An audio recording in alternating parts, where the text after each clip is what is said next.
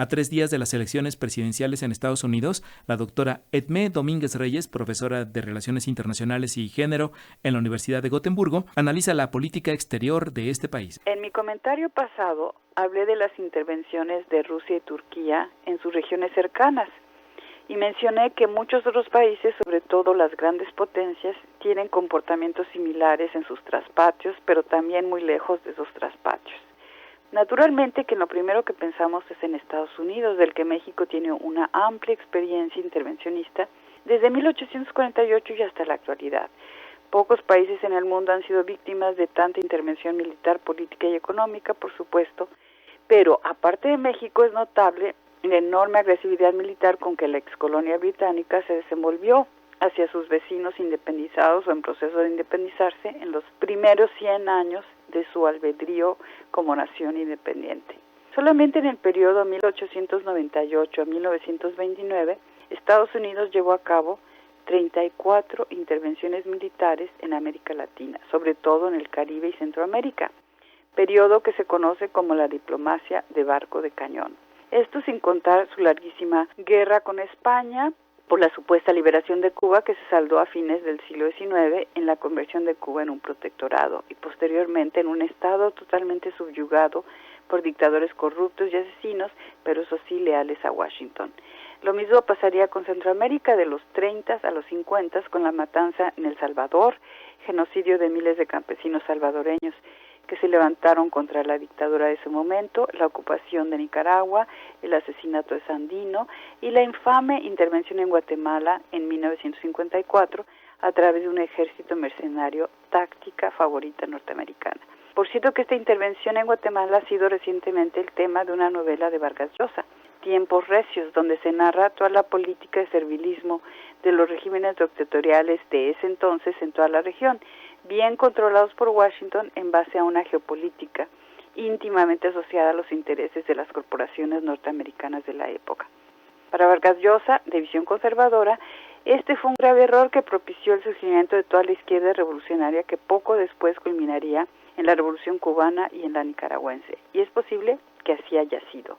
En todo caso, el intervencionismo norteamericano, abierto o solapado, fue de gran alcance en todos los continentes durante la Guerra Fría, como lo demuestran, entre otras muchas evidencias, ciertos documentales franceses con entrevistas a viejos dirigentes de la CIA que yo suelo utilizar en mis clases en la universidad. Ahí se ve, por ejemplo, cómo su intervención en Irán en contra del régimen democrático de Mossadegh en 1953,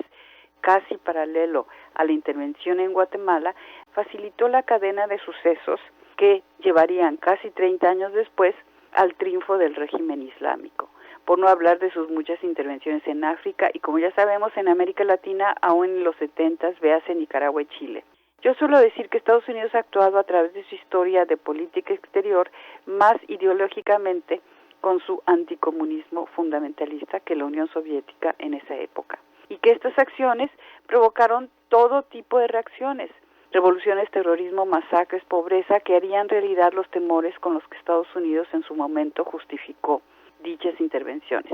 O sea, que ellos mismos crearon las trampas en las que caerían tiempo después. El típico caso es Afganistán, pero también Centroamérica y los continuos flujos de refugiados que de ahí salen. Dados estos antecedentes, habría que celebrar a un líder como Trump, que se repliega y parece regresar a un aislacionismo atípico para esta potencia. El problema es que no hay tal repliegue. Estados Unidos sigue activo en muchos puntos del planeta y cuando se retira o insinúa que lo va a hacer, la cosa se pone peor que antes, como en el ya mencionado Afganistán o Irak. La política de Trump es ningunear el rol del Departamento de Estado, que es quien debería llevar la diplomacia, y darle todo a los medios militares, más y mejor armamento, menos pactos de contención y más respuestas agresivas, como en el caso del abandono del acuerdo con Irán. En el caso de América Latina, Trump ha regresado a la política de contención de las supuestas amenazas y enemigos tradicionales, véase Cuba o Venezuela, y el desdeño del resto del continente si no hay relaciones económicas o comerciales, tales como en el caso del nuevo Telecán o Temec.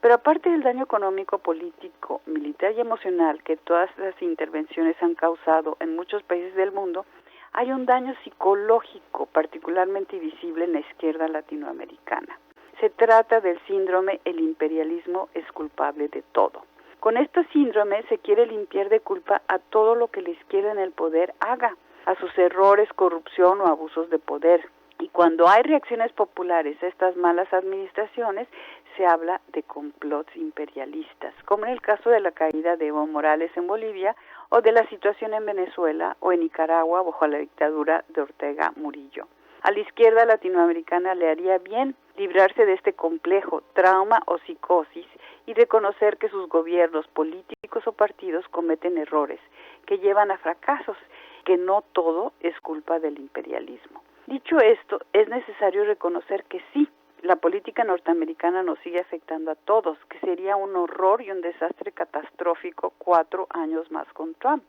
pero que aún así seguimos teniendo todos mucha responsabilidad en lo que sucede en nuestros países y que los gobiernos de izquierda tendrían que ser más autocríticos y no echarle siempre la culpa a Estados Unidos, que sí es responsable de mucho,